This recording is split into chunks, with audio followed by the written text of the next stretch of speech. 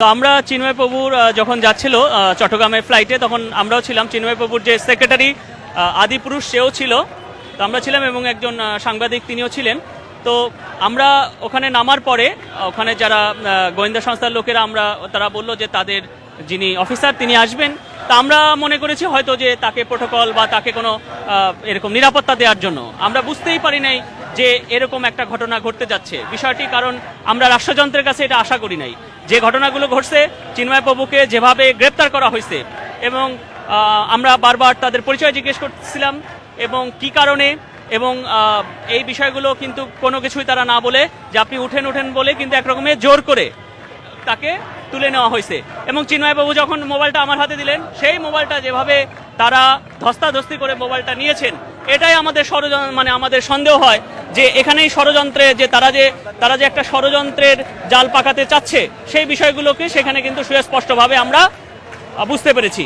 তো তারপরে আমরা অতি দ্রুত সেই নাম্বারটি আমরা দেখলাম, এবং আমরা ড্রাইভারকে তখন বললাম যে সেই মেট্রো নাম্বারটি আপনারা দেখেছেন, সেই নাম্বারটি সামাজিক যোগাযোগ মাধ্যমে ভাইরাল হয়েছে, সেটি আর বলার প্রয়োজন নাই।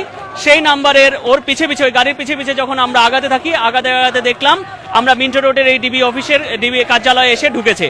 এর পরবর্তীতে আমরা ওখানে থাকি, এবং আমরা ওইখানে যারা ছিলেন তাদের গেটে আমরা বারবার যোগাযোগ করার চেষ্টা করি। তারা বারবার বলতেছিল যে না, এখানে কেউ এরকম আসে নাই, অস্বীকার করতেছিল, এবং অনেক সময় পর্যন্ত অস্বীকার চলছিল। পরে একটা পর্যায়ে এখানে যে আছে সেটা স্বীকার করে নিলেন।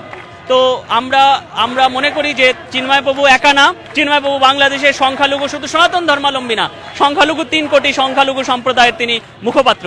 তো চিন্ময় প্রভুর সাথে এই অন্যায়, এটা কিন্তু সংখ্যালঘু সম্প্রদায় কোনো মতেই মেনে নেবে না। তো আমরা অতি দ্রুত এই সমাধান চাই, এবং আমরা এই আপনাদের মাধ্যমে, এই ইলেকট্রনিক মিডিয়ার মাধ্যমে, প্রিন্ট মিডিয়ার মাধ্যমে আমরা জানিয়েছি, ওই ডিবি কার্যালয় ওই সামনে থেকেই আমরা জানিয়েছি যে 2 ঘন্টার মধ্যে তাকে মুক্তি দেওয়ার জন্য আমরা রাষ্ট্রযন্ত্রের কাছে, সরকারের কাছে অনুরোধ করেছি। হ্যাঁ, তো আচ্ছা, 2 ঘন্টার মধ্যে যদি না করা হয়, আমরা আমাদের ঢাকেশ্বরী মন্দিরে আমাদের জাতীয় নেতৃবৃন্দরা যারা আছেন, বাংলাদেশের জাতীয় মন্দির, আপনি জানেন ঢাকেশ্বরী একটা আমাদের জাতীয় মন্দির, এবং সেটা আমাদের হিন্দুদের, সেই জায়গা থেকে বসে আমরা হিন্দু সম্প্রদায়ের, সংখ্যালঘু সম্প্রদায়ের সকল নেতৃবৃন্দরা মিলে আমরা ঐক্যবদ্ধভাবে আমাদের পরবর্তী আন্দোলন আমরা ঘোষণা করব, এবং আমরা কোনো মতেই অন্যায় মেনে নেব না। এবং এই যে তাকে যে গ্রেপ্তার করা, হ্যাঁ, এই যে গ্রেপ্তার করা, এমনকি আপনারা জানেন যে ওখানে যে আমাদেরই অনেক বিক্ষুব্ধ তরুণরা ওখানে জড়ো হয়েছিল, তাদেরও কিন্তু আমরা অনেক কষ্ট করে ওখান থেকে আমরা সরিয়ে দিয়েছি যে আপনারা চলে যান, এবং অনেক কষ্ট করে সরিয়ে দিয়েছি, চলে যান। কারণ কি, এখানেও আমরা ষড়যন্ত্রের গন্ধ পাচ্ছি যে এখানেও দেখা যায় কোনো সুযোগ সন্ধানী ঢুকে হয়তো এমন কিছু করতে পারে, তার সব দায়ভার আমাদের হিন্দু সম্প্রদায়ের উপর ফেলবে। তো সেই ষড়যন্ত্র যেন করতে না পারে, সেই জাল যেন বিস্তার না করতে পারে, এই কারণে আমরা কিন্তু ওখানে কোনো তরুণ সম্প্রদায়ের কাউকে আমরা বলেছি সবাইকে যে চলে যেতে, এবং তারা কিন্তু আমাদের কথা শুনেছে।